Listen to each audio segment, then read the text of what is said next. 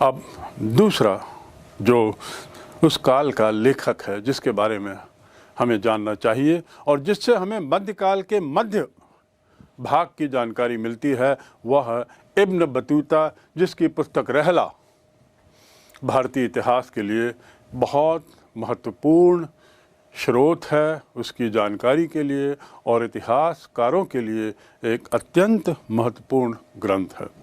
ये अरब से आए हुए बहुत से जो यात्री आए उन्होंने पुस्तकें लिखी, अरबी भाषा में भी लिखी, लेकिन रहला जो है वह कई कारणों से विशेष रूप से हमारे इतिहासकारों को ज़्यादा पसंद आई। और उसका एक कारण शायद ये हो सकता है कि रहला का रचयिता इब्न बतूता स्वयं एक बहुत बड़ा विद्वान था, स्वयं एक साहित्यिक व्यक्ति था, विद्वान था। ये पुस्तक 14वीं शताब्दी के भारत पर प्रकाश डालती है, यानी तुगलक काल पर, और विशेष रूप से मोहम्मद बिन तुगलक के शासन पर इस पर हमको काफ़ी विस्तार से जिक्र मिलता है। पुस्तक अरबी में लिखी गई है और क्योंकि वह स्वयं विद्वान और उच्च शिक्षित था, इसकी भाषा भी बड़ी अच्छी है और इतिहासकारों को इसे पढ़ने में रास आता है। इस रहला पुस्तक का जो रचयिता है इब्न बतूता, उसने इस पुस्तक में एक जगह लिखा है कि मैं अकेला ही चल पड़ा क्योंकि मुझे यात्राएं पसंद थीं और अभी प्रभावी आवेग और प्रसिद्ध पुण्य स्थानों को देखने की उत्कंठा ने उसे अपने घर से वैसे ही बाहर निकाल दिया जिस तरीके से चिड़िया अपने घोंसले को छोड़ देती है। इससे पता लगता है कि वो कितने तीव्र इच्छा के साथ इन नए स्थानों की ओर आना चाहता था, नए स्थानों को जानना चाहता था, भ्रमण करना चाहता था और अपने स्वयं के अनुभव के आधार पे ज्ञानार्जन करना चाहता था। जब वो अपने निवास से निकला, वहाँ उसका जन्म जो हुआ था वह मोरक्को, तंजियर्स, दक्षिण अफ्रीका में 1304 में उसका जन्म हुआ, जनवरी 1304 मोरक्को में, और 22 वर्ष की उम्र में वह निकल पड़ा। कल्पना करिए, आज से 700 साल पहले एक 22 साल का लड़का, उसमें ये तीव्र उत्कंठा उत्पन्न हो कि मैं दुनिया देखूं। उस काल में जब इस तरह की संचार व्यवस्था, परिवहन व्यवस्था आदि नहीं थी, लेकिन वह निकल पड़ा और उसने जो रास्ता लिया उस रास्ते के माध्यम से वह अंत में भारत पहुंचा। जो मार्ग था वह पूरे अफ्रीका को होते हुए, दक्षिणी अफ्रीका को होते हुए वह वहाँ से निकल के भारत में मोहम्मद बिन तुगलक के काल में पहुंचा। शरिया का विशेषज्ञ था उसका परिवार और अपने क्षेत्र में उसकी विद्वत्ता के लिए प्रसिद्ध था। बहुत शिक्षित परिवार था, बुद्धिमान, साहित्यिक रुझान और साथ ही शास्त्रीय शिक्षा, साहित्यिक शिक्षा का उसे बड़ा शौक था। प्रारंभ से ही यात्राओं को, जैसे मैंने बताया कि उसने यात्राओं को ज्ञानार्जन के लिए अधिक महत्व दिया बजाय पुस्तकों को। वह स्वयं के अनुभव से ज्ञान अर्जित करना चाह रहा था और नए नए स्थानों के लिए उसमें रुचि थी, नए नए जगहों को जानना चाहता था, नए नए समाज से वह जुड़ना चाहता था और उसके अनुभव से ज्ञान लेना चाहता था। 1332 में उसने भारत के लिए प्रस्थान किया और भारत के लिए प्रस्थान करते हुए रास्ते में 1333 में थल मार्ग से वो सिंध पहुंचा और इस मार्ग में पहुंचते पहुंचते उसने जो क्षेत्र यहाँ पर देखे वे थे बहुत सारे तटीय बंदरगाह, जिसमें एक तो मक्का तो था ही, फिर उसके बाद सीरिया, इराक, फारस, यमन, ओमान, पूर्वी अफ्रीका आदि आदि। इतने देशों को घूमते हुए वह अंततः 1334 में भारत पहुंचा और भारत आते आते उसको मोहम्मद बिन तुगलक के बारे में काफ़ी जानकारी मिल गई थी और वह जान चुका था कि मोहम्मद बिन तुगलक एक स्वयं बहुत विद्वान राजा हैं और उसके पास जाने से इब्न बतूता को स्वयं को लगा कि फ़ायदा होगा। तो इस तरह वह 1334 में दिल्ली पहुंचा। जैसा मैंने कहा, इब्न बतूता ने मोहम्मद बिन तुगलक के बारे में काफ़ी कुछ सुन रखा था, उसकी उदारता के बारे में, उसके द्वारा दिए गए संरक्षण के बारे में, और उसको ये विश्वास था कि जितना उसने अध्ययन किया है या जाना है उसके आधार पे यह सुनिश्चित था कि मोहम्मद बिन तुगलक उसे भी सही संरक्षण देगा। और स्वयं क्योंकि कला आदि का पारखी था, साहित्य में रुचि थी, इसलिए इब्न बतूता का समय भी उसके साथ अच्छा गुजरेगा। इसी उम्मीद के साथ उसने दिल्ली की ओर कूच किया और मुल्तान उच्च होते हुए दिल्ली पहुंचा। इस यात्रा में मुल्तान से दिल्ली आने में उसे लगभग 40 दिन लग गए। तुगलक ने विद्वत्ता से प्रभावित होकर उसे काजी बनाया, काजी यानी न्यायाधीश, और इस पद पर वह लगभग 8 वर्ष रहा। और इस प्रकार उसने मोहम्मद बिन तुगलक के दरबार में एक न्यायाधीश के रूप में उसके शासन में एक सेवा दी। दुर्भाग्य से समय के साथ साथ दोनों के बीच में किसी तरह की गलत फहमी हो गई, और परिणाम ये हुआ कि मोहम्मद बिन तुगलक ने इब्न बतूता को मात्र काजी के पद से निकाला ही नहीं बल्कि उसे बंदी बना लिया।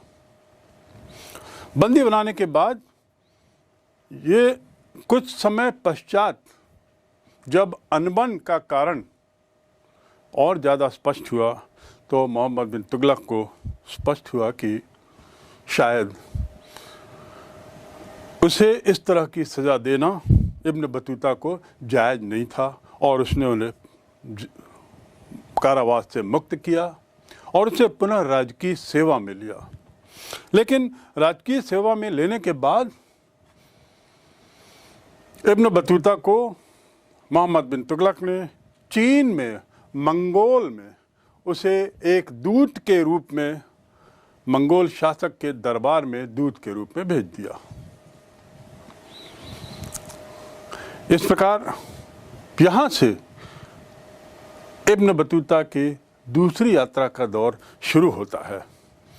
मलाबार होते हुए, मलाबार मध्य भारत से उसने मलाबार की ओर प्रस्थान किया, मलाबार से मालदीव की ओर गया और वहाँ करीब मालदीव में स्वयं 18 माह काजी रहा, वहाँ भी न्यायाधीश का पद संभाला और फिर आगे बढ़ा। जहाज से वो सुमात्रा गया, सुमात्रा के बाद फिर चीनी बंदरगाह क्वांजू और बीजिंग और अन्य चीनी स्थानों का भ्रमण किया। उसने चीन को काफ़ी पर्याप्त दृष्टि से देखा और चीन के वृत्तांतों को उसने अपनी कलम से लिखा। उसके जो वृत्तांत हैं इतिहासकारों की नज़र में, उसके वृत्तांत, उसके यात्रा वर्णन इतने अच्छे हैं कि उसकी तुलना मार्को पोलो के द्वारा लिखे गए उसके वेनिस यात्रा के वृत्तांतों से की जा सकती है।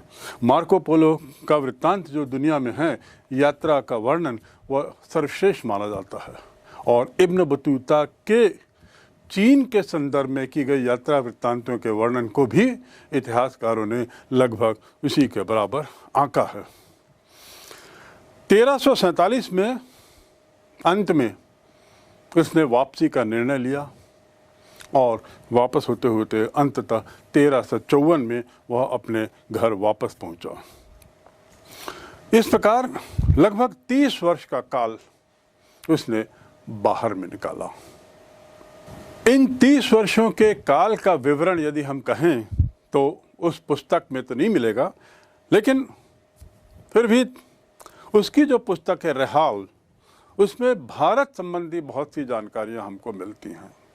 और भारत के बारे में लिखते हुए रेहाल में उसने लगभग जो 14 वर्ष भारत में बिताए, इन 30 वर्षों में से 14 वर्ष उसका विस्तृत वर्णन उसने किया है और सभी पहलुओं पर उसने प्रकाश डाला है। जैसा मैंने बताया कि अल बरूनी की पुस्तक में शासन व्यवस्था के बारे में कम जिक्र है, लेकिन चूंकि यह स्वयं न्यायाधीश के पद पर था और लगभग 8 वर्ष के लिए था और मोहम्मद बिन तुगलक के दरबार में था, इसलिए वो शासन व्यवस्था से भी काफ़ी वाकिफ था।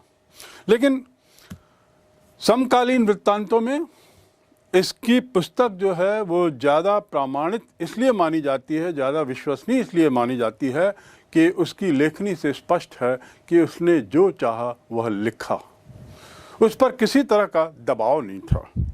हम कह सकते हैं कि उसने मोहम्मद बिन तुगलक के दरबार में कार्य किया तो शायद शासकीय दबाव किसी तरह का रहा होगा, लेकिन ऐसी बात नहीं है। उसने खुलकर सामाजिक, शासकीय और अन्य अनुभवों को उस पर लिखा है, उस पर टिप्पणी की है। किसी तरह के दबाव से वह मुक्त दिखाई देता है और उसका कारण है कि वह मात्र विदेशी ही नहीं था, बल्कि वह किसी शासक के अंतर्गत भी नहीं था जब उसने ये सब लिखा है। रेहाल के बारे में इसका अध्ययन करते समय स्पष्ट हो जाता है कि उसने तत्कालीन परिस्थिति को ध्यान में रखा है और इतिहासकारों के लिए भी आवश्यक है कि रेहाला को पढ़ते समय इस बात का ध्यान रखें कि उस समय का समाज कैसा था, जिसके परिप्रेक्ष्य में इब्न बतूता ने अपने अनुभवों को लिखा है, टिप्पणी दी है। ये याद रखना होगा कि उस दौरान यात्रा करना स्वयं में एक बहुत कठिन कार्य था, एक जोखिम भरा कार्य था, एक दूभर कार्य था, क्योंकि इतनी लंबी लंबी यात्राएं, जैसा मैंने बताया, मुल्तान से दिल्ली आने में 40 दिन लगे और इसी प्रकार सिंध से दिल्ली आने में भी उसे 50 दिन लगे। इतनी लंबी यात्रा के दौरान कई तरह के अनुभवों से गुजरना पड़ा, जिसमें डाकुओं के द्वारा आक्रमण, लुटेरों के द्वारा लूट, कुछ लोगों की मौत। उसका जो काफिला था, उस काफिले को तो लुटेरों ने लूटा ही नहीं बल्कि कुछ लोगों को मार डाला, और ऐसा भी समय आया जब एक बार इब्न बतूता स्वयं घायल हो गया। तो हमें याद रखना है समकालीन समाज को कि किस तरह के बैकग्राउंड में उसने अपने इन अनुभवों को लिखा है। इब्न बतूता की पुस्तक रहला तत्कालीन जानकारियों से भरपूर है। भूगोल, भारतीय भूगोल का तो उसमें विस्तार से जिक्र है ही, उसके अलावा उसने दैनिक जीवन, सामाजिक स्थिति, आर्थिक दशा, प्रशासनिक व्यवस्था पर भी बहुत टिप्पणियां की हैं और जैसा मैंने शुरू में कहा, बड़ा खुलकर लिखा है। आर्थिक जीवन के बारे में उसने इतना विस्तार से लिखा है कि ऐसा दृष्टिगोचर होता है, ऐसा स्पष्ट लगता है कि तत्कालीन भारत एक समृद्ध देश था। प्रशासनिक दशा पे उसका लिखना स्वाभाविक ही था और उसने सही लिखा होगा ऐसा माना जा सकता है, क्योंकि वह स्वयं अपने अनुभवों के आधार पर उनको लिख रहा था। व्यापार, कृषि, उद्योग, सड़क, परिवहन, माप तौल आदि आदि पर भी उसने बड़े विस्तार से अपनी पुस्तक में लिखा है और उसके लिखने की शैली भी बड़ी स्पष्ट है। उसमें ये लगता है कि उसने उन सभी चीज़ों को समाहित करने की कोशिश की है जो एक सामान्य जीवन में हम उसको शायद अनदेखा कर दें। उसने यहाँ पर तुगलकी प्रशासनी मोहम्मद बिन तुगलक के प्रशासनिक दक्षता पर भी अच्छी टिप्पणी की है और उसे एक बहुत अच्छा प्रशासक बताते हुए उसने लिखा है कि वह स्वयं दरबारियों और उलेमाओं के साथ उसके संबंध बड़े अच्छे थे और इस अच्छे संबंध का उसने बड़े विस्तार से वर्णन किया है। उलेमा अर्थात मुस्लिम समाज के जो धार्मिक गुरु, धार्मिक मुखिया वगैरह जो होते थे वे उलेमा कहलाते थे। तो उसके साथ मोहम्मद बिन तुगलक के बड़े अच्छे संबंध थे। इसके साथ ही इन बातों के साथ साथ मोहम्मद बिन तुगलक ने तत्कालीन राज्य में हुए विद्रोहों का और कुछ राजनीतिक घटनाओं का भी विस्तार से जिक्र किया है और एक तरह से सजीव वर्णन किया है।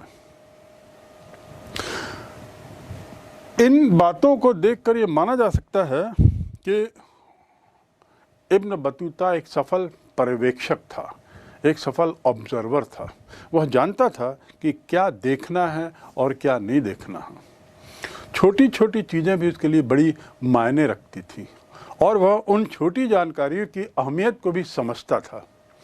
उदाहरण के लिए उसने अपनी पुस्तक में नारियल के पेड़ का वर्णन लिखा है और उसने लिखा है कि नारियल का पेड़ जो होता था वो अत्यधिक खूबसूरत वृक्ष होता था और उसकी तुलना खजूर के पेड़ से की जा सकती है।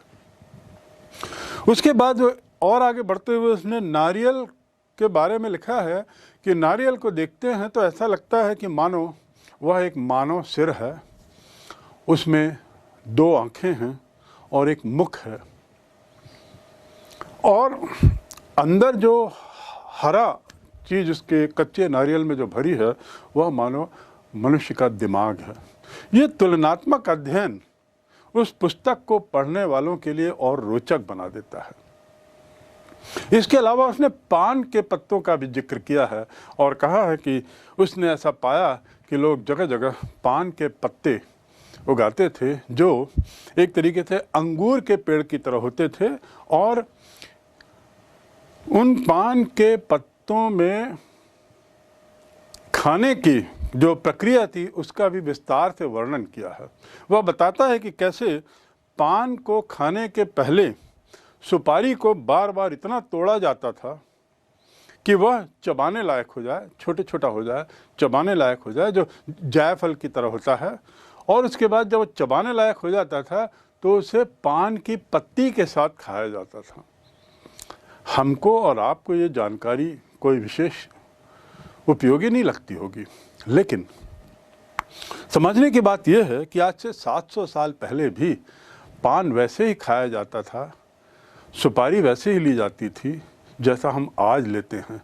तो कम से कम इस मामले में एक सततता की जानकारी हमको इब्न बतूता की इस पुस्तक रहेला से मिलती। और ये तो मात्र बहुत छोटे उदाहरण हैं, ऐसे उसने बहुत सारे तुलनात्मक दृष्टि से उदाहरण लिखे हैं जो इस पुस्तक को बड़े रोचक बना देते हैं। पान के अलावा उसने उस पर यह भी लिखा है कि इसे बहुत खाया जाता था, बहुत तोड़ा जाता था और बड़े शौक से इसको दरबार में और राजाओं को, दरबारियों को इसको पेश किया जाता था। इब्न बतूता आया तो था तुगलक काल में, मोहम्मद बिन तुगलक के काल में, लेकिन उसकी पुस्तक में रहेला उसमें उसने खिलजी वंश के या खिलजी काल का भी जिक्र किया है, जिसके कारण उस पुस्तक की महत्ता और बढ़ जाती है। और ख्याल रखें कि खिलजी वंश के समाप्ति के करीब 13 साल बाद वह भारत आया। खिलजी वंश की समाप्ति 1320 में हुई और वह स्वयं भारत पहुंचा 1333-34 में। तो इस प्रकार खिलजी काल का जो इसने वर्णन किया है वह वर्णन मुख्यतः एक साक्षात्कार के रूप में लोगों से बातचीत करके, लोगों से सवाल जवाब करके उसने साक्षात्कार के तरीके से उस तत्कालीन जानकारियां खिलजी समाज की इकट्ठी की हैं। और इतिहासकारों का मानना है कि इस शैली से किसी पूर्व के समाज की जानकारी ले लेने का जो अनोखा तरीका इब्न बतूता ने पेश किया है, यह स्वयं में एक शोधार्थियों के लिए एक बहुत अच्छा उदाहरण है।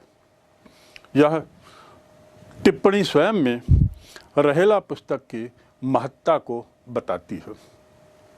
वंश समाप्ति के 13 साल बाद आया और उसने खलजी कालीन लोगों से भेंट की, उनसे बातचीत की, जगह जगह घूमा और सब तरह की जानकारियां इकट्ठी की और उसके बाद उनके विवरण के आधार पर उसने अलाउद्दीन खलजी और खलजी वंश के पतन के बारे में विस्तार से लिखा।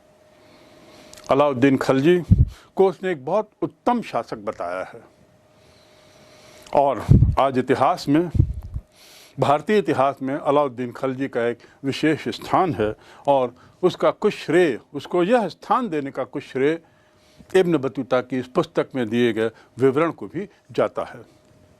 साथ ही उसने ये भी बताया कि अलाउद्दीन खलजी मात्र उत्तम शासक ही नहीं था बल्कि जनहितैषी भी था, और शायद इसलिए उत्तम शासक भी था।